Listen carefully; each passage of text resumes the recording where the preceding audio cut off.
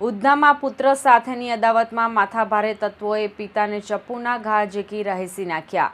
જુઓ LK star news channel પર.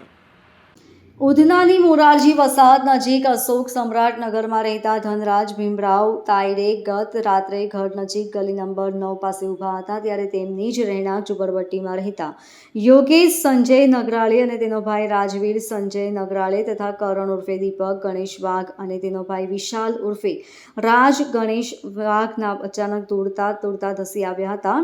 ચારેય જણાએ ધનરાજ સાથે ગાળાગાળી કરવાની સાથે યોગેશ અને કરણે પેટ અને છાતીના ભાગે ચપ્પુના 4 થી 5 ઘા ઝીકી દીધા હતા. ઘટનાને પગલે બૂમાબૂમ થતાં ધનરાજના પરિવારજનો દોડી આવ્યા હતા અને સ્થાનિક રહેવાસીઓ પણ એકઠા થઈ ગયા હતા. જ્યારે ઇજાગ્રસ્ત ધનરાજને સારવાર માટે લઈ જવાતા તબીબોએ તેને મૃત જાહેર કર્યો હતો.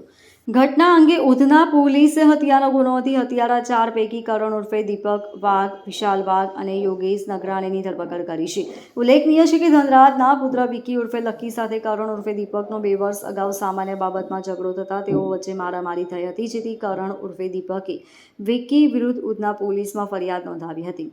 હાલમાં આ કેસ કોર્ટમાં પેન્ડિંગ છે, જેથી આ બાબતની અદાવત રાખી ચારેય જણા વિકીની હત્યા કરવાના હતા, પરંતુ વિકી ભાગી જતા તેના પિતાને રહેસી નાખ્યો હતો. પકડાયેલા ત્રણેય ધાડ, લૂંટ, મારામારી સહિતના ગુનામાં સંડોવાયેલા રીઢા ગુનેગાર છે. Bureau report LK star news, Surat.